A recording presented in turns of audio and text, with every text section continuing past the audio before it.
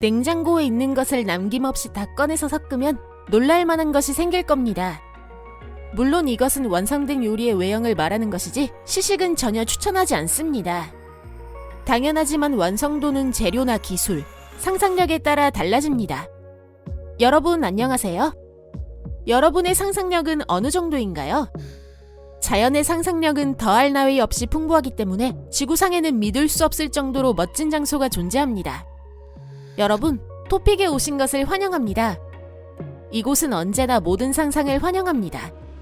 오늘도 함께 지구의 재미있는 장소를 돌아보겠습니다. 준비되셨나요? 그럼 바로 출발합니다.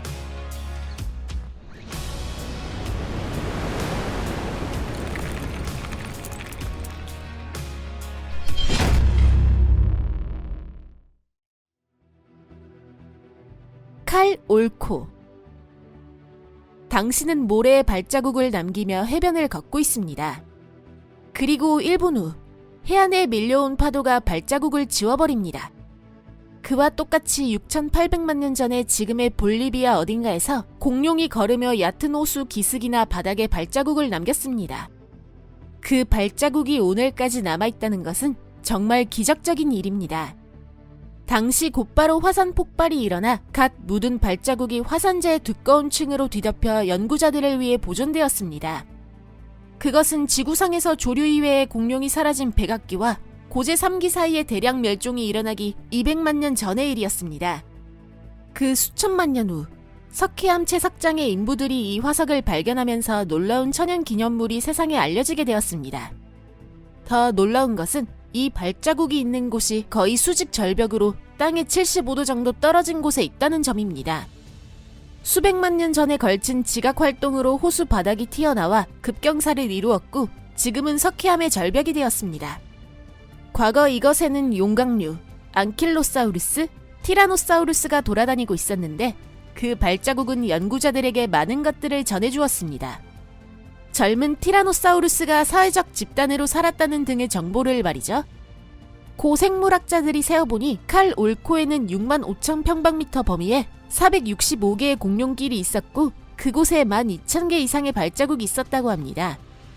엄청난 발자국이지만 연구자에게는 그 중에서 마음에 든 것이 있었습니다. 바로 젊은 티라노사우루스의 조니 워커입니다. 왜 그런 이름이 붙었을까요? 여러분의 의견을 댓글창에 적어주세요. 가와이젠 화산. 언젠가 여러분이 인도네시아의 가와이젠 화산을 보고 싶어질 때가 온다면 저녁 견학을 추천합니다. 그 이유를 설명해드리겠습니다. 화산의 갈라진 틈에서 막대한 압력에 의해 아황산 가스가 분출되어 높이 5m에 이르는 불꽃 기둥이 타오르고 있습니다. 그리고 응축된 가스의 일부가 액체에 유황이 되어 사면을 흘러 내려갑니다. 어둠 속에서 불타는 유황의 흐름이 군청색으로 빛나 믿을 수 없을 정도로 아름다운 광경을 연출합니다. 이 현상은 흔히 푸른 용암이라고 불리우는데 용암이 아니기 때문에 오해하시면 안 됩니다. 모노호수. 캘리포니아에 있는 모노호수에 유출되는 물이 없는데 그것이 바로 엄청난 염분 농도의 비밀입니다. 이 호수의 물은 매우 자극이 강해 물고기들은 가혹한 환경에 호수에 감히 다가가지 못합니다. 그러나 아르테미아 모니카라고 하는 갑각류는 염분이 많은 이런 환경에 적응해 호숫가에 서식하는 200만 마리의 새의 메인 디시가 되어주고 있습니다. 이 높은 염분 농도로 인해 또 하나의 기적이 일어났습니다. 이번에는 지질학적 기적입니다. 석회질을 많이 함유한 지하수가 호수로 흘러드는 곳에 수세기에 걸쳐 기묘한 응해암 탑이 만들어졌습니다. 동굴에 석순이 생기는 것과 같습니다. 로스앤젤레스의 물 소비량이 늘면서 모노호수 수위가 급격히 떨어지면서 응해암 탑이 수면 위로 모습을 드러냈습니다. 이로 인해 시민운동가들이 경종을 울리며 재판을 통해 로스앤젤레스 시민들의 절수를 의무화했습니다. 덕분에 호수의 수위는 서서히 올라가고 있지만 아직 한동안은 이 응해암 탑을 감상할 수 있습니다.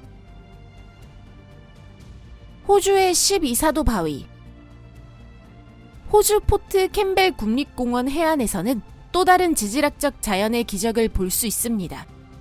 100만 년에 걸쳐 침식이 진행된 결과 바닷속에 이런 기묘한 석회암 조각이 출현한 것입니다.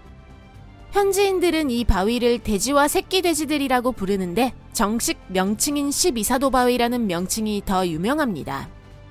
실제로는 바위가 9개밖에 없었는데 2005년에 50m 높이의 외돌 하나가 무너지며 남은 바위는 8개가 되었습니다. 사라센인 텐트. 석회질을 많이 함유한 물줄기가 때로 동굴 속에 엄청난 걸작을 만들어낼 수도 있습니다. 물방울로 이루어진 것은 종유석이나 석순인데 물줄기는 플로스톤으로 바뀝니다. 예를 들어 버지니아주, 룰레이 동굴에 있는 사라센인 텐트나 티타니아 베일 등이 플로스톤입니다. 이 플로스톤들은 이런 종류의 지질학적 구조물로는 세계에서 가장 아름다운 것 중 하나라고 할 수 있습니다. 이 자리의 종유석으로 대종유석 오르간이 만들어졌습니다. 작은 망치가 종유석을 두드리면 맑고 깨끗한 소리가 납니다. 그리고 맑은 종유석 소리가 융합되어 아름다운 멜로디를 연주합니다.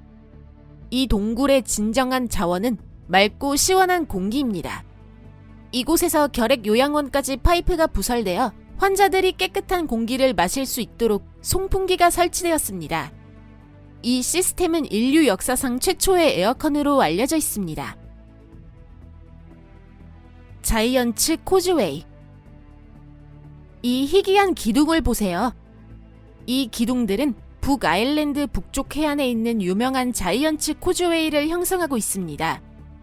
이것은 화성활동의 흔적으로 연간 약 100만 명의 관광객이 찾는 곳입니다.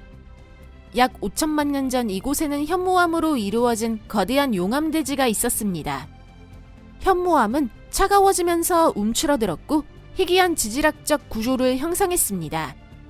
4만 개의 현무암 기둥은 바다로 이어지는 특이한 길을 형성하고 있습니다. 전설에 따르면 과거 이것은 아일랜드와 스코틀랜드를 잇는 다리였다고 합니다. 이 다리는 전설의 전사 핀 마쿨이 바다 건너 거인 베난도너의 도전을 받은 후에 만든 것입니다. 그는 라이벌과 대결하기 위해 재빨리 해저에 많은 기둥을 박았지만 현실에 직면하여 정신을 차렸습니다. 베난도너가 거대했던 것입니다. 심지어 엄청나게. 가까이 가지 않는 편이 좋은 상대입니다. 그곳에서 핀은 아기 복장을 하고 요람에 누워 적을 기다렸습니다. 결투하러 온 베난도너는 몸집 큰 아기를 보고 이 아이의 아버지는 얼마나 더 거대할까 생각합니다. 그렇게 생각한 베난도너는 겁을 먹고 자이언츠 코즈웨이를 달려 달아나 만약을 대비해 다리를 파괴했습니다. 남은 것은 바다 양쪽에 남은 현무암 기둥뿐이었습니다. 여러분은 이 이야기를 어떻게 생각하시나요? 정말 있었던 일일까요? 그랜드 프리즈마틱 스프링. 이 열수천은 미국에서 가장 크고 세계에서도 세 번째 크기인데 그 크기보다도 특이한 색채가 더욱 눈길을 사로잡습니다. 마치 동화 속 새의 거대한 눈처럼 무지개로 된 다양한 색들이 빛나고 있습니다. 옐로스톤 국립공원 그랜드 프리즈마틱 스프링이라는 곳으로 이곳의 색채가 선명한 이유는 미네랄이 풍부한 샘 주위에 서식하는 박테리아 때문입니다. 겨울에는 클로로필이 많기 때문에 샘의 가장자리는 짙은 녹색이고 여름에는 카로티노이드의 영향으로 빨간색이나 주황색이 됩니다. 그러나 물이 진한 파란색으로 되어 있는 중안부는 너무 뜨거워서 박테리아가 서식하지 않습니다. 70도는 차를 마시기에는 적정한 온도이지만 박테리아를 포함한 생명에는 적합하지 않습니다. 카파도키아 요정 굴뚝. 터키의 카파도키아에서는 거대한 버섯 같은 기둥이 땅에서 돌출되어 있습니다. 이 기둥은 흙기둥 또는 요정 굴뚝이라고 불리는데 요정의 마법이 아니라 자연의 힘에 의해 만들어진 것입니다. 수백만 년에 걸쳐 현무암으로 뒤덮인 은혜암 대지가 높이 40m나 되는 기둥으로 변했습니다.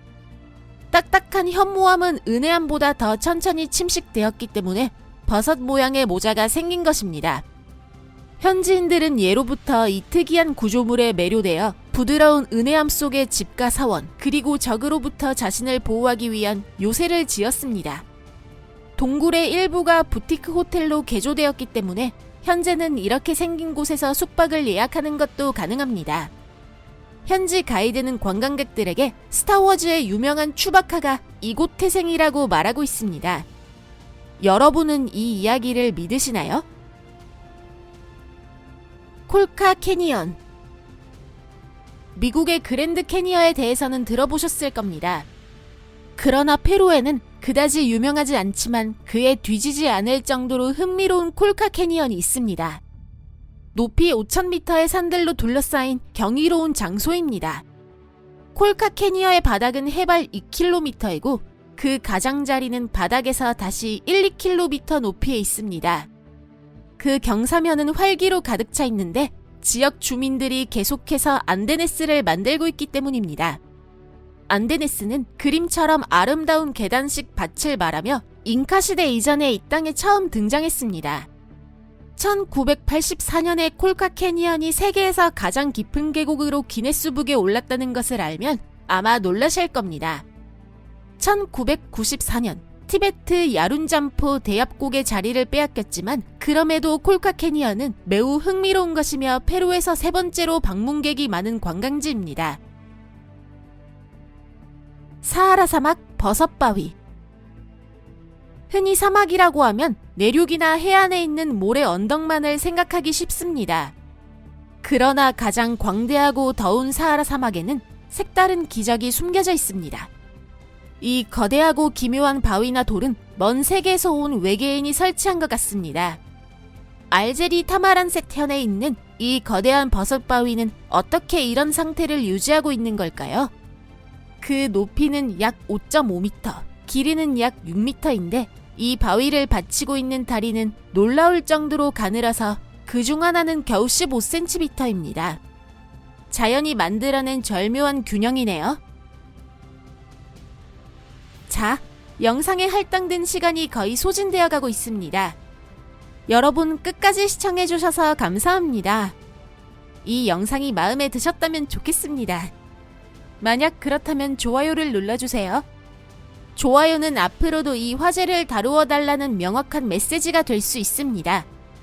잠시 동안 작별입니다. 다음 영상에서 뵙겠습니다. 안녕히 계세요.